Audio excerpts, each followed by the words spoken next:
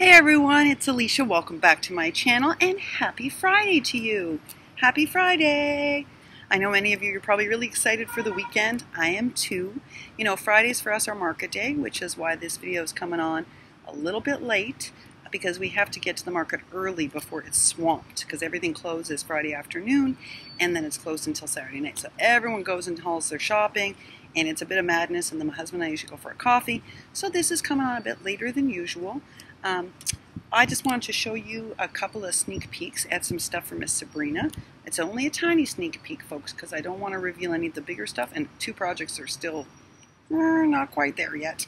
And I have a few little packaging sneak peeks for some of the goodies for Miss Craftykimchi, because hopefully this weekend I will finish that up and get that off too.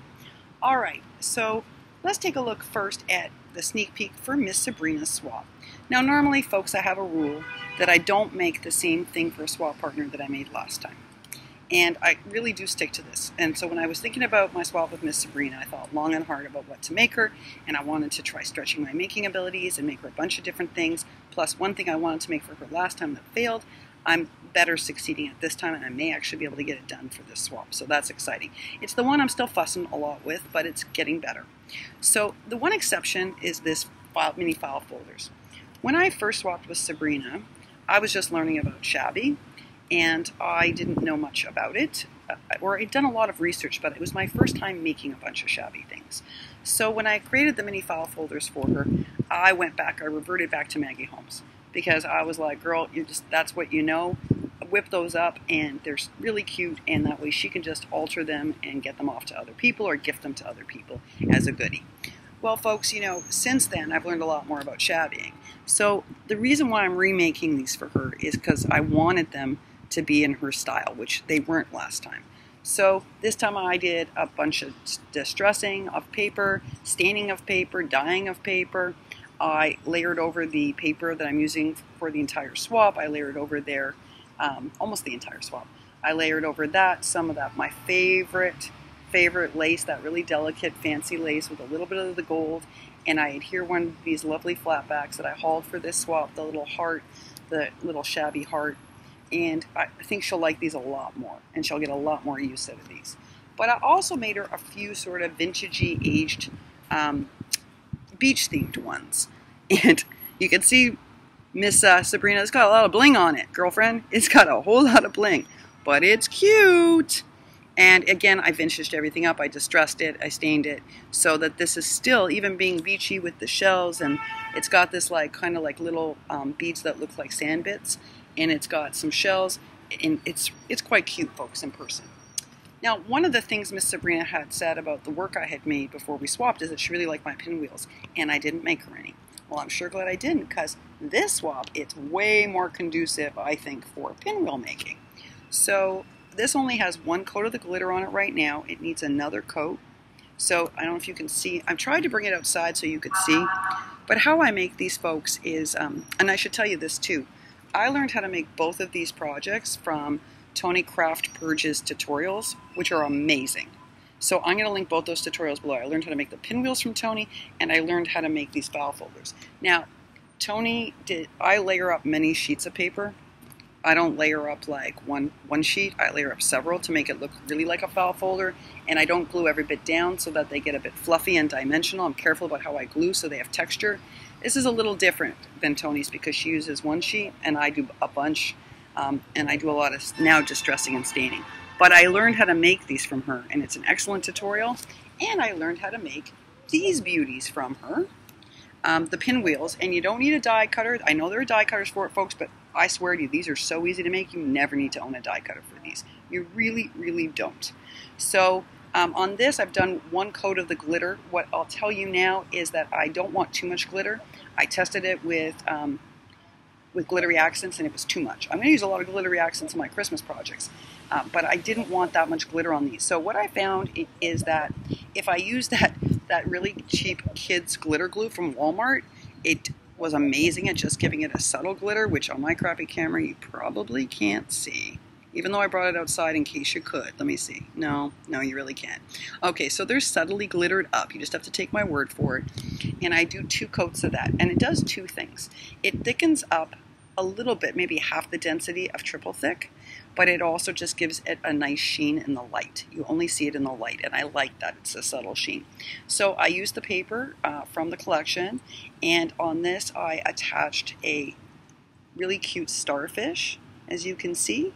And after I'm done the next coat on these, I'll show you. On this one I used the mermaid brad instead, which is really cute too. And this is also different paper.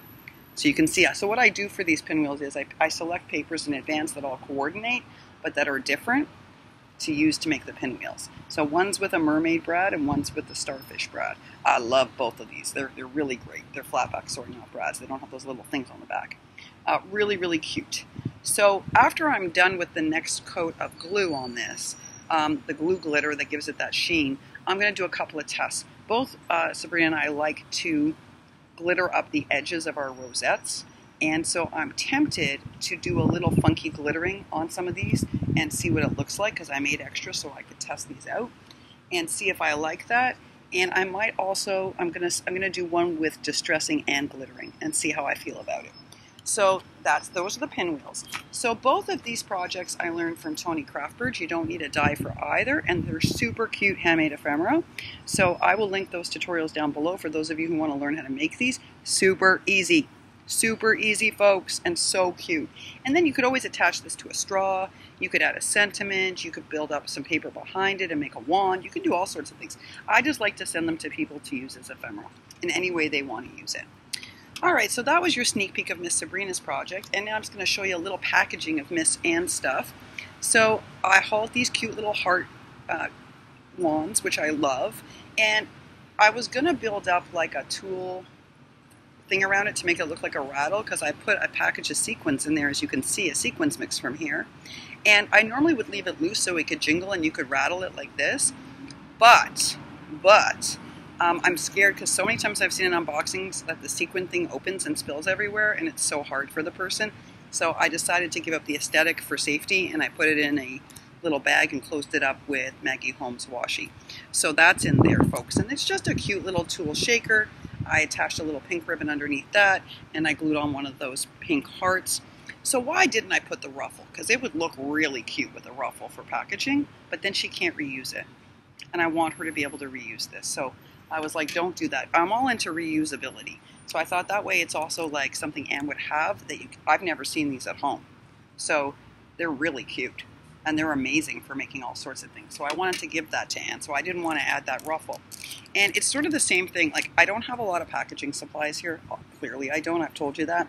But I didn't want to give up completely packaging for Anne, so Craftykimchi. So what I did was I just used a tiny bit of glue, not fabric glue on purpose, my hot glue, and my not good quality hot glue from here, so that Anne can tear off this butterfly and use it. And then this is just a cut apart from Maggie Holmes that I put holographic paper over. It's the camera, and that's why there's that flat back in the middle. And these are just cute little buttons that she can alter and distress, and they're in a whole bunch of colors that will go mostly with Maggie Holmes, and the red I thought she could use for Christmas. So that's another one of her goodies. So that's basically what I've been up to. Today. I'm not going to have a whole lot of time to make because we did shopping first and coffee, and then we have some people coming over later today, so I have a short window to make. So I threw back on my gluey, and look at my hands, glitter and glue, folks. I will tell you that these are so simple to make that I often make like 50 when I make them.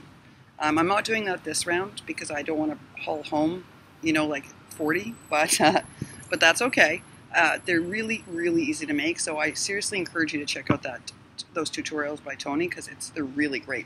And now you really can make them any style. Like the first set I made were Maggie Holmes, and now I'm doing all sorts of interesting shabby ones and vintage ones, and they're so much fun. And that's it, folks. The last thing I'll mention is that I granted 2 small wee wishes from the last round. One of them I've been waiting to send. I've had it forever. So Joanne, the Happy Mail Stamper, has indicated that she wanted a mini punch board, and so I decided to grant that, but I wanted to send it to her once she had moved, because I don't want her carting more stuff. That doesn't make any sense. It makes her move more complicated. So Miss Joanne, the Happy Mail Stamper, I think it's time to now send you that. Can you please give me your new mailing address and mail it to aliciawagman@gmail.com, please? So I have it, your new mailing address, and I can get that off to you, because I know your move-in date is coming up this week, actually, which is super exciting. Congratulations on your new home. I know you're really excited about it. Folks, if you don't know, Joanne the Happy Meal Stamper is moving closer to stores, closer to accessibility, closer to more population. She's super excited. And the other wee wish I granted was Lily had asked for more interesting brads. That was her wee wish. So I ordered her from Allie some cute Christmas tree brads and some cute butterfly brads. And she may have the butterfly ones already. I hope not, but maybe she does. But we'll find out. And that's it, folks. That's all my news for Happy Friday. I won't be on again until later tonight because we have company coming over, and I got a big old crafting mess to clean up before they come. You should see the mess I made today, folks. Woo! Because I got a bunch of projects on the go. And I think when I'm working on like 4 or 5, it's like a holy mess. And that's it, folks. I will see you late tonight. And until then, happy Friday to you. And thank you so much for watching. Bye-bye for now.